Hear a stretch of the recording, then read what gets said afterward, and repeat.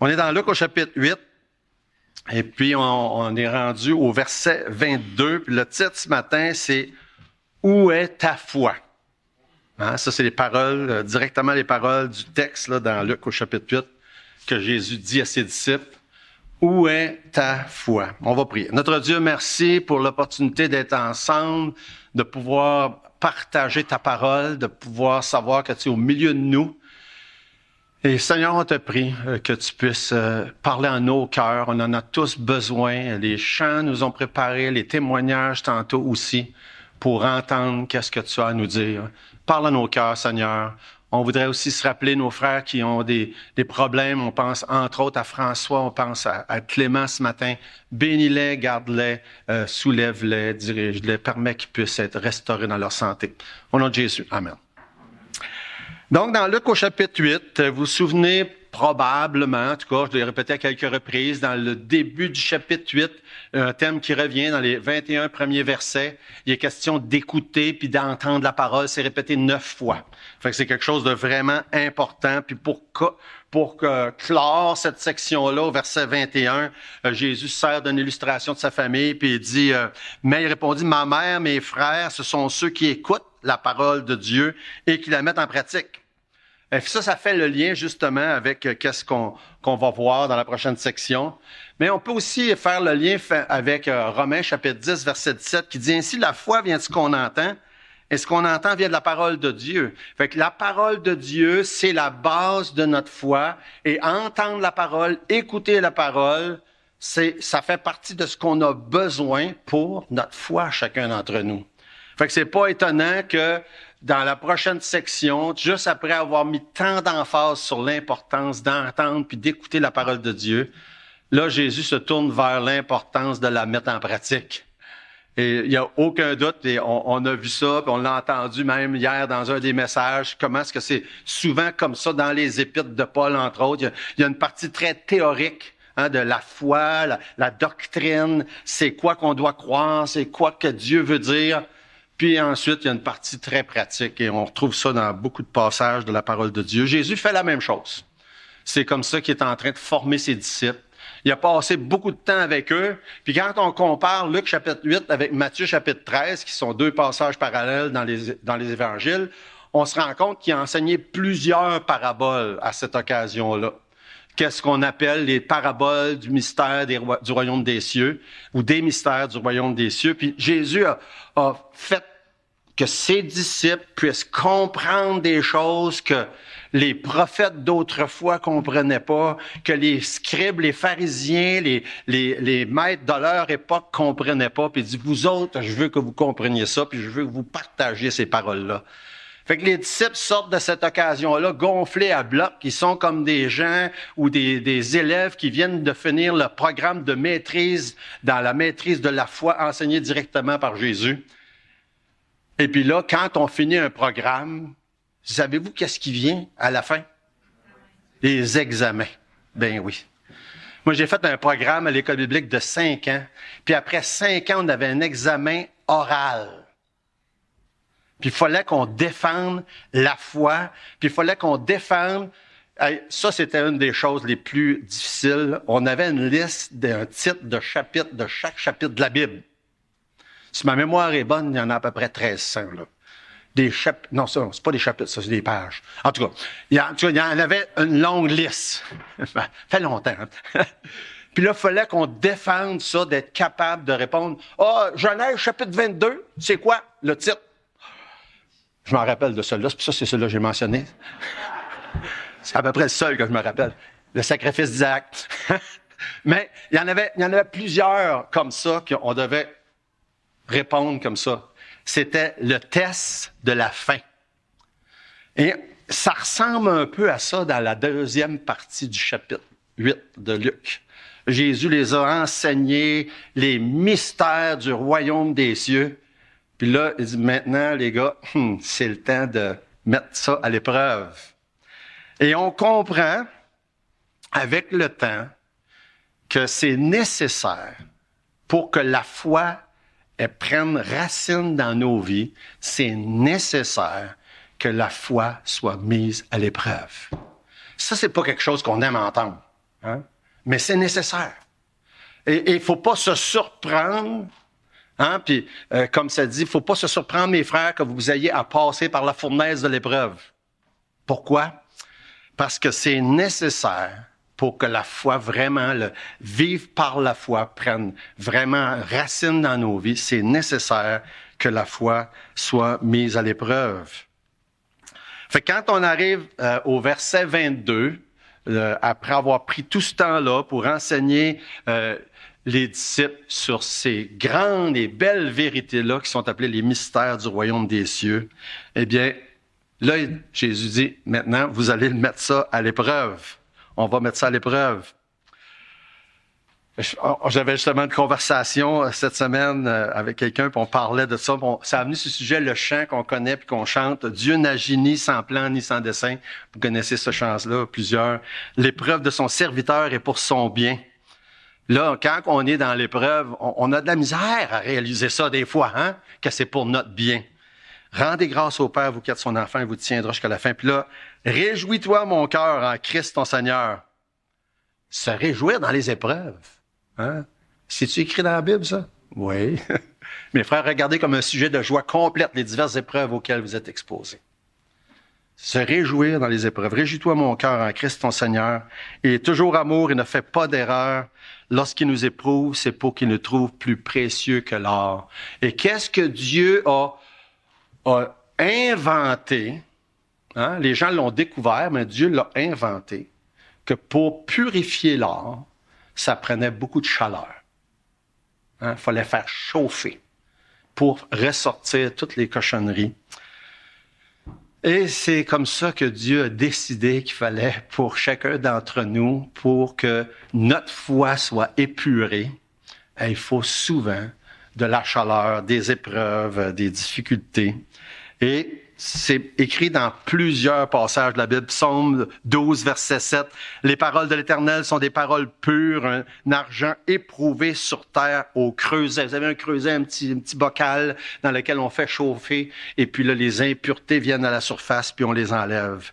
Ça dit 7 fois épuré dans le psaume 12, verset 7. Psaume 26, verset 2. Sonde-moi, Éternel, éprouve-moi. Fais passer au creuset mes reins et mon cœur. J'ai de la misère, moi, avec qu'est-ce qu'il dit là. Il demande à Dieu ça. Hein?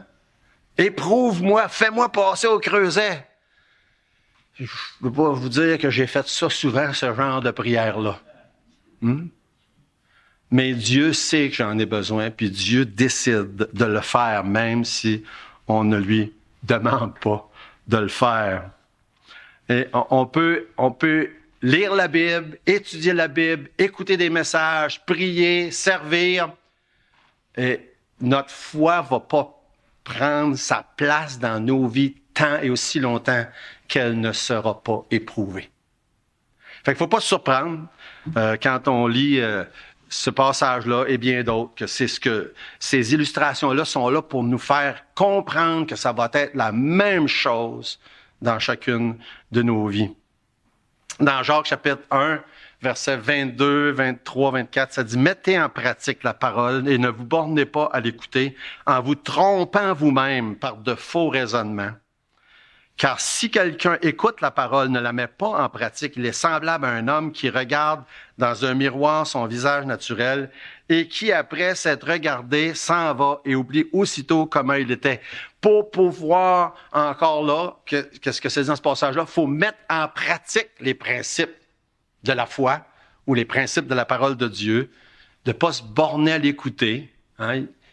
Il a répété, écouter, obéir, entendre la parole de Dieu. Il ne faut pas se borner à juste l'entendre, mais il faut la mettre en pratique. Dans Éphésiens 6, non pas seulement sous leurs yeux comme pour plaire aux hommes, mais comme des serviteurs de Christ qui font de bon cœur la volonté de Dieu. Fait qu'il y a plein de passages qui nous exhortent dans le même sens. Il faut mettre en pratique, puis pour la mettre en pratique, pour mettre la foi en pratique, il faut qu'on ait des tests, des exercices, des occasions. Hein, si tout est beau, puis tout va bien, puis il n'y a jamais de problème, comment est-ce qu'on va mettre la foi en pratique? On n'a pas besoin de ça. Il faut absolument ces moments-là. Et dans notre texte ce matin, la première chose qu'on voit, c'est que la foi est active dans des circonstances difficiles. On a chanté des chants, on a entendu des témoignages qui nous préparaient pour ça. Hein? La crainte, la peur, on a parlé de ça tantôt. Ça dit dans Luc 8, 22, « Un jour, Jésus monta dans une barque avec ses disciples et leur dit, « Passons de l'autre côté du lac. » Et ils partirent. Banal comme histoire. Hein? Passons de l'autre côté du lac. Ils partirent. Le lac de Galilée ou le lac de Tibériade, il y a plusieurs zones, Génézareth. C'est un plan d'eau, environ 12 km de large par 20 km de long. Et plus de la moitié des disciples étaient des pêcheurs. C'est des gens habitués à aller sur l'eau. Des gens qui en avaient vu d'autres. Moi, j'aime... J'en parle souvent. J'aime ça. J'ai eu un canot depuis que je suis adolescent. J'ai eu un bateau depuis une trentaine d'années. J'aime aller sur l'eau. Ça m'est arrivé à quelques reprises de me retrouver sur un plan d'eau quand il y avait une tempête. Je peux vous dire, c'est pas agréable. Ça m'est arrivé avec ma femme une fois en canot. Et en canot, là, si vous avez déjà fait du canot, c'est versant un canot, là. Je peux vous dire qu'on s'est approché du bord, puis vite. Puis on était très loin d'où est-ce qu'on était supposé d'être, mais c'est pas grave. Quand il se met à avoir de la vague ou de même sur un lac, puis tu es en canot, tu dis « Je pense que je serais mieux d'être au bord. » Puis ça m'est arrivé aussi en bateau, à quelques reprises, de me faire vraiment brasser la cage. C'est pas plaisant. C'est pas plaisant, c'est dangereux même. Et puis ici, on nous dit que le lac de Galilée, sa situation géographique, vous savez, c'est le deuxième lac le plus bas au monde. Le lac, la mer Morte étant celui qui est le plus bas au point de vue du niveau de la mer. Le lac de Galilée est juste le deuxième, hein, juste un petit peu plus haut. C'est 180 mètres plus bas que le niveau de la mer. Et il y a une entrée d'eau puis une sortie d'eau. La mer Morte, mais il n'y en a pas de sortie d'eau. C'est pour ça que c'est mort, d'ailleurs, en passant. Mais le lac de Galilée, sa situation géographique avec les montagnes sur chaque bord, puis le fait que ça soit si bas, fait apparemment, puis les gens locaux vont vous dire la même chose aujourd'hui, quand une tempête vient, elle vient rapidement, elle ne va pas venir, puis c'est très violent. Fait que ça, c'est des choses connues encore aujourd'hui. C'est très violent d'être sur le lac de Galilée lorsqu'il y a une tempête. Fait que c'est ce qui est le contexte qu'on est en train de voir ici dans Luc au chapitre 8. Jésus dit à ses disciples, on s'en va l'autre bord. Il était dans le coin de Capernaum, ils s'en vont dans le coin opposé. Autrement dit, ils étaient dans le nord-ouest, puis là, ils s'en vont dans le sud-est. Fait qu'ils traversent sur la pleine longueur, sur les 20 kilomètres de long du lac de Galilée. Et puis là, il y a une bonne tempête qui s'élève. C'est ce que ça nous dit à ce moment-là. Verset 23. Ça dit... Pendant qu'il naviguait, Jésus s'endormit. Un tourbillon fondit sur le lac. La barque se remplissait d'eau et ils étaient en péril. On nous dit qu'une journée de grand vent, ça pouvait prendre à peu près 2 heures de traverser le lac. Mais s'il n'y avait pas beaucoup de vent, ça pouvait prendre plusieurs heures. Quand on lit dans Marc 4, on apprend que c'était de nuit qu'ils ont fait ce passage-là. Et normalement, de nuit, il n'y a pas de vent. Hein? C'est assez général. Quand on va faire du bateau, on va à partir de l'heure du souper. On a souvent fait ça. Nous, à partir de l'heure du souper, on s'en va sur le lac. C'est très rare qu'il y a du vent le soir et la nuit. C'est calme. Et c'est d'ailleurs, on sait que les disciples pêchaient la nuit. On le voit dans les histoires des évangiles avec Jésus. Fait que eux, ils s'en vont là. C'est de nuit. Généralement, il y en avait pour probablement la nuit. Et c'était tranquille. Et Jésus, avait eu une journée assez longue, il avait enseigné toute la journée, ça fait qu'il s'endort. Mais pendant que Jésus dort, ça serait un bon titre de message, hein? Pendant que Jésus dort, la tempête commence. Je pensais à ça. Hein? Pendant que Jésus dort, la tempête commence. Et quand on lit cette histoire-là, la tempête commence, ça nous dit Jésus dort, le tourbillon, le lac, la barque s'en remplit d'eau. Puis là, on peut juste faire toute une liste dans nos têtes, à chacun de nous, qu'est-ce qui pourrait servir d'exemple à ça dans nos vies, que tout d'un coup, La tempête commence, le bateau commence à couler, puis là, on a l'impression que Jésus n'est pas là parce qu'il est endormi. Puis si on réfléchit, probablement que la plupart d'entre nous, on aurait toute une liste de choses à dire. Ça m'est arrivé, ça, moi aussi. Hein? J'ai eu telle situation dans ma vie, j'ai eu telle chose à laquelle j'ai eu à faire face. J'avais l'impression que mon bateau était en train de couler, puis quand j'ai crié à Dieu, il répondait pas. Je ne me ferai pas lever la main, mais je suis pas mal sûr qu'il y en a plusieurs qui lèveraient la main. Fait que mettez ce que vous voulez dans la liste. La maladie, problème conjugal, perte d'emploi, trouble au travail, problème avec les enfants, etc., etc., etc. La tempête est prise, la barque se remplit d'eau, puis Dieu répond pas. Ça ressemble-tu à quelque chose que vous avez déjà expérimenté? En tout cas, je suis convaincu que je ne suis pas le seul. Ça arrive à chacun et c'est voulu par Dieu, puis c'est nécessaire.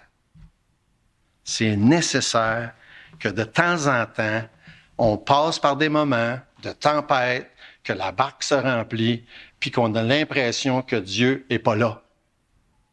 Comme dans le cas qu'on nous raconte. Le tourbillon qui fond sur le lac, la barque se remplit d'eau, puis Jésus est en train de dormir. Verset 24, ils s'approchèrent et le réveillèrent en disant, « Maître, Maître, nous périssons. » C'est un réveillé, il menaça le vent et les flots qui s'apaisèrent et le calme revint. Ce qui nous amène au deuxième point. Peu importe les circonstances, Dieu est toujours au contrôle. Belle vérité. Peu importe les circonstances, Dieu est toujours au contrôle. Et c'était nécessaire, ces circonstances-là, pour enseigner ça à ses disciples. Peu importe les circonstances, Dieu est toujours au contrôle. Il est omnipuissant, omniscient, il est omniprésent. Jésus dort, il est là. Mais il dort. Fait que pour ses disciples qui sont dans la même barque, il ne sait pas ce qui se passe, là. Il ne sait pas ce qui se passe. Il dort. Mais quelle vérité réconfortante de savoir que même si Jésus dort, il sait ce qui se passe. Il est tout puissant. Il est omniscient. Il est omniprésent. On n'a pas besoin de se poser la question, est-ce que Dieu sait ce qui est en train de se passer dans ma vie au moment où je vous parle? Oui, il sait. Comment se fait qu'il n'est pas encore intervenu? Mais peut-être que tu avais besoin d'être dans une phase critique au point de dire, « Hey, Jésus, réveille-toi! » Ésaïe 46, 9, « Souvenez-vous de ce qui s'est passé dans les temps anciens, car je suis Dieu, il n'en a point d'autre. Je suis Dieu, nul n'est semblable à moi. J'annonce dès le commencement ce qui doit arriver, et longtemps d'avance ce qui n'est pas encore accompli. Je dis, mes arrêts subsisteront et j'exécuterai toute ma volonté. » Dieu est au contrôle, peu importe les circonstances qu'on est en train de faire face. Il faut jamais douter de ça. Dieu est au contrôle. Et oui, il va y avoir des circonstances comme celle-là, même probablement souvent, où on a l'impression qu'il ne l'est pas. Mais Dieu est au contrôle, peu importe les circonstances. Non seulement il est souverain, mais il sait, il est au courant. Il est même là, en train de voir, veiller à ce qui se passe. Même quand Jésus dort, il sait ce qui se passe. Mais Jésus sait que la barque est en train de se remplir. Et Jésus veut que la barque soit en train de se remplir. On a d'autres histoires comme celle-là, comme Pierre qui a marché sur l'eau, quand Jonas. Toutes ces histoires-là nous rappellent encore la même chose. Il n'en manque pas une. Il sait ce qui se passe. Pourquoi est-ce qu'il permet que ça se passe? Pour la même raison qu'on a mentionné dès le début. Parce que c'est nécessaire que la foi soit mise à l'épreuve. On peut pas passer toute une série de cours, d'enseignements puis penser qu'on a acquis tout ce qu'on devait acquérir si on n'est pas mis à l'épreuve, si on n'est pas testé, si on n'a pas des examens. Hein, pour ceux qui se posaient la question, à quoi ça sert des examens? Mais ça sert à ça, pour s'assurer qu'on a bien acquis le matériel qu'on devait acquérir. Et Dieu fait la même chose dans nos vies. On a besoin de ces moments-là. Il n'y a pas de plus belle illustration, il y en a peut-être d'autres, mais c'est une des plus belles illustrations de la souveraineté de Dieu. Dans Marc, dans la même histoire, ça nous dit au verset 39, chapitre 4, « S'étant réveillé, il menaça le vent et il dit à la mer, « Silence, tais-toi! » Qui est capable de faire ça? Hein? Il dit au vent, « Calme-toi », puis il dit à la mer, « Tais-toi ». Deux expressions comme si c'était des personnes. Mais toute la nature obéit à la voix de Dieu. La nature entière obéit à la voix de Dieu. Seul le Créateur peut donner des commandements à la création et que la création obéisse. Il n'y a pas personne d'autre. Dans Colossiens 1, ça dit « Car en lui ont été créées toutes les choses qui sont dans les cieux, sur la terre, les visibles, les invisibles, trône, dignité, domination, autorité. Il est avant toute chose, et toute chose subsiste en lui. Tout a été créé par lui et pour lui. » C'est pour ça qu'il peut donner des ordres au vent puis à la mer. Pour avoir été sur l'eau, comme je le mentionnais tantôt à plusieurs reprises, quand ça brasse puis qu'il vente, même s'il arrête de vanter, ça continue à brasser. Saviez-vous ça? Ça prend longtemps après que le vent a cessé pour que les flots arrêtent de brasser. C'est pas immédiat, ça. Mais dans ce cas-là, c'était immédiat. Juste ça, c'est un miracle. Le vent a arrêté, puis la mer s'est calmée en même temps. Il y a juste Dieu qui peut faire ça. C'est miraculeux. Dans le psaume 148, verset 8, « Feu et grêle, neige et brouillard, vent impétueux, qui exécutait ses ordres. » Tous les éléments de la nature exécutent ses ordres. Si Jésus peut faire obéir le vent et les flots de la mer, pensez-vous qu'il peut s'occuper de vos problèmes? Il n'y a pas de doute. Si Jésus peut faire calmer le vent et les flots de la mer, il peut faire quoi que ce soit. Toute la nature lui obéit. Fait inusité. Seulement les êtres humains résistent à ses commandements. Toute la nature lui obéit. Mais nous autres, on se donne la permission, des fois, de lui désobéir. Belle illustration de la souveraineté de Dieu. Ce qui nous amène le prochain point. Bien, le prochain point, c'est ce que Jésus leur répond après tout ça, c'est « Où est ta foi? Où est votre foi? » C'est ce que Jésus leur dit. Verset 25, il se tourne vers eux et il dit « Où est votre foi? » Était où leur foi? Premièrement, la foi est basée sur quoi? La foi, c'est basé sur la parole de Dieu. N'est-ce pas? Qu'est-ce que Jésus leur a dit en embarquant dans le bateau? Allons de l'autre bord.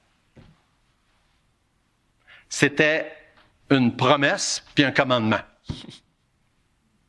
Allons de l'autre bord. Ça, c'était sa parole. On s'en va de l'autre bord. On s'en va pas mourir dans le milieu du lac, on s'en va de l'autre bord. On s'en va pas sombrer dans la tempête, on s'en va de l'autre bord. C'était sa promesse, c'était sa parole, c'était son commandement. Allons de l'autre bord. Et c'est pour ça, c'est basé là-dessus que Jésus leur demande la question, où est votre foi? Vous savez, les disciples, ils ont eu peur. Jésus ne leur reproche pas qu'ils ont eu peur.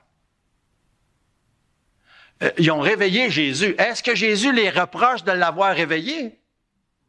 Non. Il leur reproche d'avoir manqué de foi. La foi, ça implique faire confiance à Dieu. Faire confiance à Dieu dans toutes les circonstances. Ésaïe 12, 2, voici, Dieu est ma délivrance. Je serai plein de confiance. Je ne craindrai rien car l'Éternel est ma force. Le sujet de mes louanges, c'est lui qui m'a sauvé. Un verset parmi des centaines de versets qui nous rappellent ces belles vérités-là. Et la question de Jésus, c'est où est votre foi? Où est ta foi? Leur réaction dans le verset 25, saisie de frayeur, d'étonnement, ils ont eu peur avant, puis ils ont eu peur après. Ils ont eu peur avant à cause des flots, puis de la tempête.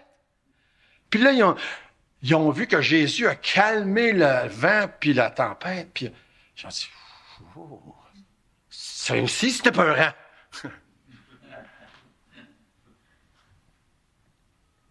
Ça vous arrive-tu d'être effrayé ou, puisque les deux mots sont là, sont ou étonné ou surpris de voir Dieu agir? Ah, moi, ça m'arrive encore. Être effrayé, étonné, surpris de voir Dieu agir. Et ça aussi, c'est un problème avec notre foi. Parce que, est-ce qu'on devrait être étonné de voir Dieu agir? Ben non. Mais pourtant, ça m'arrive assez souvent encore. On prie pour quelque chose, puis là, Dieu répond, puis ah, ben, qu'adons ça. J'aurais pas pensé. J'aime beaucoup entendre des témoignages. Et mercredi, justement, des fois, on partage, puis dernièrement, c'est arrivé, j'ai prié pour ça, Dieu a répondu. Et à chaque fois, c'est comme, wow! Hein? On ne devrait jamais être étonné de voir Dieu agir, mais on ne peut pas mettre les pointés du doigt là, parce qu'on fait, en tout cas, moi, je fais la même chose. Étonné, surpris, même peur de qu'est-ce que Jésus est capable de faire. Et ça fait près de 50 ans, puis j'étais encore comme ça. Ah oui, Dieu a fait ça. Dieu a fait ça. Ça a rapport justement avec la foi. Où est votre foi? Hein? Est-ce qu'on devrait être surpris que Dieu est capable de répondre à nos prières? Ben non. Ou de la manière qu'il répond? Ou de la manière qu'il délivre? Ben non. Ben non. La foi, c'est une ferme assurance des choses qu'on espère, une démonstration de celles qu'on ne voit pas. On a souvent, en tout cas, la tendance à penser que la foi, on devrait être capable de la mesurer, la quantifier, la voir, la calculer. Ben non. C'est quelque chose qui dépasse tout ça. C'est une démonstration des choses qu'on n'est pas capable de voir. Il y avait un petit chant qu'on chantait quand j'étais à l'école biblique, ça disait « Dieu spécialise dans les choses qu'on croit impossibles.